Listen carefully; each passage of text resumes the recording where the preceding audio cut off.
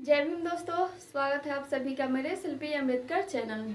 दोस्तों, आज का भीमा का एपिसोड 41वां एपिसोड चल रहा है और इसकी शुरुआत होती है भीमा से, जहाँ पे भीमा की आई भीमा को लेकर के रो रही थी।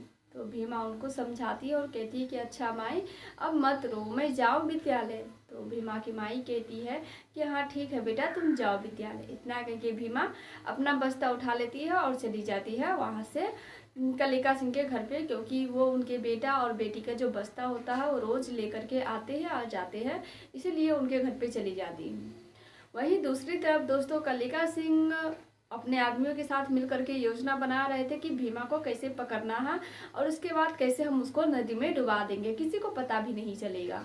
उसी समय वहाँ पे बिशंबर पहुँच जाते हैं और अपने भाई को समझाते हैं कि भैया आप ये मत कीजिए, अगर आपने ऐसा किया तो मैं सारे गांव वालों को बता दूंगा कि आपने भीमा को मार दिया है, और साथ में मैं खुद पुलिस के पास जाके कहूँगा कि ये सब जो कुछ भी हुआ है मेरे भाई ने किया है। कलिका सिंह कह रहे थे कि क्या तुम्हें इतनी हिम्मत आ गई कि तुम मेरे खिलाफ रिपोर्ट दर्ज करवाओगे? चलो ठीक है, करवा लेना। लेकिन कलिका सिंह दोस्तों बिशंबर कुछ करे उससे पहले ही अपने भाई को ही बंधवा देते हैं अपने आदमियों से कि अगर ये बाहर रहा तो सबको सतर्क कर देगा और साथ में भीमा को भी बचा लेगा, लेकिन ये मेरे पास रहेगा तो किसी को कुछ भी नहीं, और अगर ये मेरे पास रहता है तो भीमा को तो मरना ही मरना है। दोस्तों बिशंबर उस समय ये बात करते हैं कि भीमा को मैं बचाऊंगा और अगर उस छोटी बच्ची को कुछ भी होता है तो मैं आपके खिलाफ पुलिस में केस दर्ज करवाऊंगा, तो आपको फिर से दोबारा जेल जाना पड़ेगा। जिसके बाद कलिका सिंह उनको अगवा करवा देते हैं। दोस्तों वहीं दूसरी तरफ भीमा पहुंचती है गर्जन कोठी यानी कि कलिका सिंह के घर पे। तो वो अपने मालिक को बुला रही थी कि पवन मालिक जी चलिए स्कूल चलना है। तो उनकी जो बहन थी डॉली वो बाहर आती है और बताती है कि तुम दिमाग से पागल हो क्या? भीमा पूछती है कि क्यों, आपको मैं पागल दिख रही हूँ? ऐसा क्या कर दिया मैंने? उनको बताती है कि तुम्हें ये नहीं पता है कि पवन भैया अपने मौसी के पास गए हुए हैं। तो यह सुनने के बाद भीमा कहती है कि क्या डॉली जी आप बता सकती है कि मैं रात में खाना में क्या खाई थी? तो डॉली कहती है कि ये मुझे कैसे पता होगा कि तुम रात में क्या खाना खाई थी? भीमा कहती है कि तो डॉली मालकिन जी मुझे कैसे पता होगा कि पवन बाबू साहब अपने मौसी के घर गए? इतना सुनने के बाद वहाँ पे आती है कलासा बुआ। वो कहती है कि जाओ तुम यहाँ से, आज मेरे पोता और पोती सब स्कूल नहीं जाएंगे, तुम चली जाओ। दोस्तों जैसे ही वो पलट के जा रही थी वैसे ही वहाँ पे कलिका सिंह आ जाते हैं। कलिका सिंह भीमा से पूछते हैं कि क्या तुमको डर नहीं लगता है? तुम थाने के बाहर मुझसे माफ़ी मंगवा लिया और अभी मेरे घर पे आ गई, थोड़ा भी डर नहीं लगता है? भीमा कहती है कि बाबू साहब थाने के जो बाहर हुआ वो न्याय था और ये तो मेरा काम है, और न्याय और काम के बीच में अगर मैं अंतर करूंगी तो मैं कभी भी आगे नहीं बढ़ पाऊंगी। मेरा जो काम है मैं वो करने आ गई और मुझे बिल्कुल भी डर नहीं लगता। जिसके बाद कलिका सिंह कहते हैं कि क्या तुम्हें मरने से भी डर नहीं लगता है? यह सुन के भीमा भी हैरान थी, वहाँ पे कैलासा बुआ भी हैरान थी। दोस्तों अपने बच्चे को माँ ही समझ सकती है कि वो क्या करने वाले हैं। दोस्तों जब कलिका सिंह भीमा से बात कर रहे थे तो उनके हाव भाव से कैलासा बुआ को ये मालूम चलता है कि ये कलिका सिंह क्या करने वाले हैं। उस समय तो भीमा वहाँ से चली जाती है स्कूल, लेकिन जब सब साथ में खाना खा रहे थे यानी कि कलिका सिंह के जितने भी परिवार वाले थे सब एक साथ खा रहे थे और बिशंबर वहाँ पे थे नहीं, क्योंकि कलिका सिंह उनको अगवा करवा दिए थे। और कैलासा बुआ जब उनसे पूछती है कि बिशंबर कहाँ हो, तो तुमको ही ढूंढने गया था। तो कलिका सिंह बहुत आराम से कह देते कि अम्मा ये पहली बार थोड़ी ना हुआ है कि बिशंबर ऐसे रात को बिना बताए घर से चला गया, होगा कहीं छोटी जात वालों से मिलकर के मेरे खिलाफ साजिश कर रहा होगा। दोस्तों उनके कहे हुए बातों पर कैलासा बुआ को विश्वास नहीं होता है, क्योंकि वो जान रही थी कि कलिका क्या करने वाले हैं।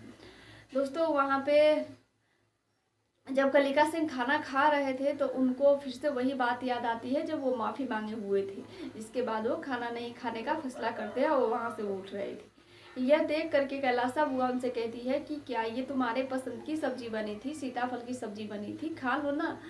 तो उनकी पत्नी भी कहती है कि हाँ, दो चार चम्मच खाएंगे तो ख़त्म ही हो जाएगा।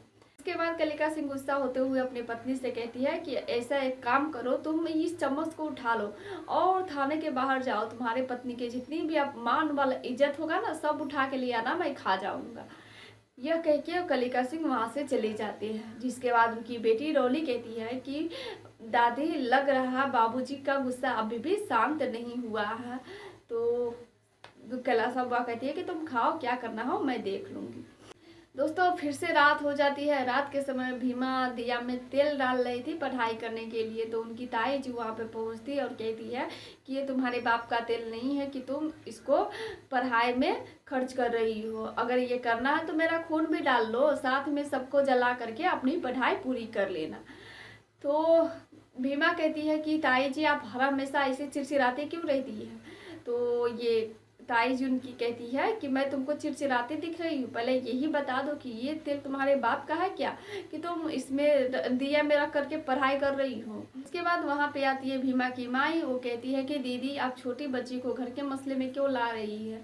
जिसके बाद उनकी ताई जी भीमा की आई का हाथ पकड़ लेती है, कहती है चलो ठीक है, तुमको ही इसका हिसाब देना होगा, अब तुम ही बताओ कि ये किसके बाप का तेल है। जिसके बाद भीमा उनसे जाके कहती है कि ताई जी मेरी माँ का हाथ छोड़ दीजिए, और रही बात तेल की तो ये मेरे बाप की तेल है। तो भीमा ये भी बता देती है कि ये तेल मेरे बाबूजी लेके आए हुए थे, और आपको नहीं विश्वास हो रहा तो ताऊ जी से आप पूछ सकते हैं। तो उसी समय उनकी ताई जी सबको बुला लेती है। जिसके बाद भीमा पूछती है ताऊ जी से अपने कि ताऊ जी इस बार तेल कौन लेके आए थे। तो उनके ताऊ जी बताते हैं कि इस बार तेल तो मेवा लेके आए थे, लेकिन मैं भी तो लाता हूँ ना। यह सुनने के बाद उनकी ताई जी एकदम चुप हो जाती है, लेकिन उसके बावजूद भी जब भीमा बोलती है तो उनकी ताई जी कहती है कि अब घर का बंटवारा ही हो जाना सबसे अच्छा रास्ता रहेगा। दोस्तों उसके बाद भीमा इस सबको नज़रअंदाज कर देती है और अपना पढ़ाई करने बैठ जाती है। दोस्तों लेकिन जब बैठ जाती है तो वहाँ पे आते हैं कलिका सिंह और उनके आदमी, देखते हैं कि कोई नहीं है तो भीमा को बेहोश करके वहाँ से ले जाते हैं। अब दोस्तों देखना ये है कि कलिका सिंह क्या उनको मारने में सक्षम हो पाते हैं या फिर नहीं। वहीं दूसरी तरफ कैलाश बुआ भी बहुत रात तक जगी हुई थी। उनको डर था कि कलिका सिंह कोई बड़ा कदम ना उठा ले, आखिर उन्होंने उठा ही लिया था। तो जिसके बाद वो बाहर आती है तो देखती है कि कलिका सिंह की जो पत्नी है वहाँ पे खड़ा है। तो उनसे पूछती है कि इतनी रात हो गई, तुम यहाँ पे किस लिए खड़ी हो। तो उनकी पत्नी बताती है कि देखिए ना माँ जी, ये बोल के गए कि मैं थोड़ा घूम के आ जाता हूँ, लेकिन इतनी रात हो गई और अभी तक वापस नहीं आया है। जिसके बाद कैलाश वो अपने बहू को डांटते भी है कि कितने सालों से तुम अपने पति के साथ रह रही हो, तुम इतना भी नहीं समझी कि वो क्या करने वाला है, जरूर बड़ा कांड करने गया होगा। अगर तुम थोड़ा रोक लेती तो शायद ये गलत कदम नहीं उठाने जाता, और मैं ये भी जानती हूँ कि दिसंबर को उसी ने बांध के रखा हुआ है।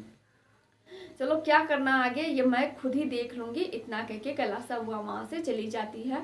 अब वो कैलाश बुआ कितना सक्षम हो पाती है वो अगले एपिसोड में ही हम बताएंगे, क्योंकि आज का एपिसोड यहीं पे समाप्त हो जाती है। फिर मिलेंगे दोस्तों अगले एपिसोड में, तब तक के लिए जय भीम।